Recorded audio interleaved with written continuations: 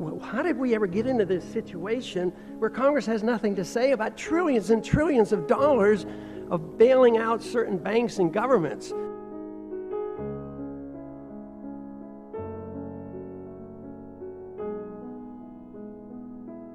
Well, where do you think you made a mistake then? I made a mistake in presuming that the self-interest of organizations, specifically banks and others, was such as that they were best capable of protecting their own shareholders and the equity in the firms.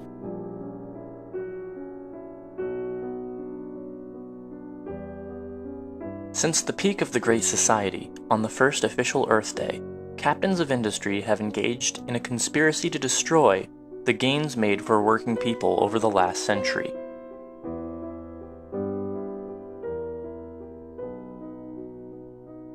These plans were laid out in the Powell Memo, which, in addition to naming Ralph Nader as one of the most dangerous men in America, declared that a 30-year plan should be set in motion that seeks to place corporations and the wealthy elite that head them firmly into positions of power within government.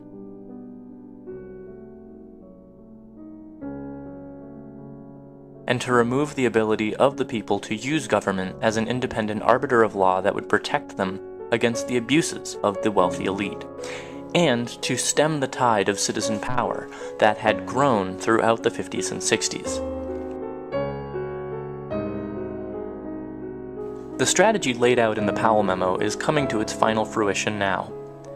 Looking back through history, in feudal times, nobility were educated in music, science, arts, affairs of state, and peasants were simply there to toil in the fields and provide bounty for the nobility through their labor. Education of the working class outside of their particular field of labor was not valued by nobility. Today, we see everything that prevents us from backsliding into some sort of feudalistic society is currently under a very calculated attack in the form of a manufactured crisis called austerity. There are plenty of people who don't want students to think. They're afraid of the crisis of democracy.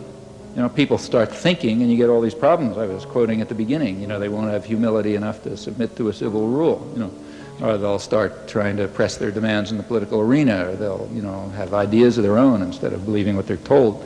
And privilege and power typically doesn't want that, so they can react.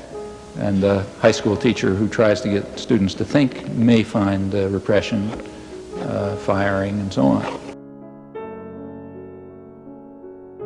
Part of the problem here is that you're going to create a situation, if you take off the aggregate limits, in which there's a very real risk that the government will be run of, by, and for those 500 people, and that the public will perceive that the government is being run of, by, and for those 500 people.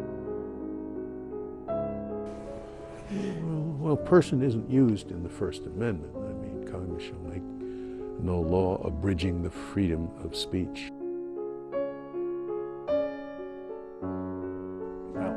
As a person, you're worried all that there's too much money in politics? No, you know, I really don't. I forget what the figures are, but I think we spend less on our presidential campaigns each year when there's a presidential election than the country spends on cosmetics.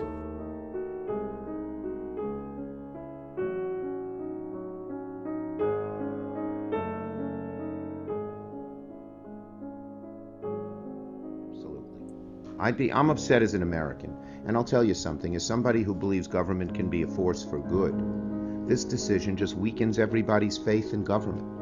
And that is the enemy of democracy. If people lose faith in democracy, if people lose faith that they have some ability to control the events that are occurring in Washington, the actions of elected officials, if the average person loses that faith, this is a much different country, and I fear the consequences. I do. I genuinely fear what's happening here.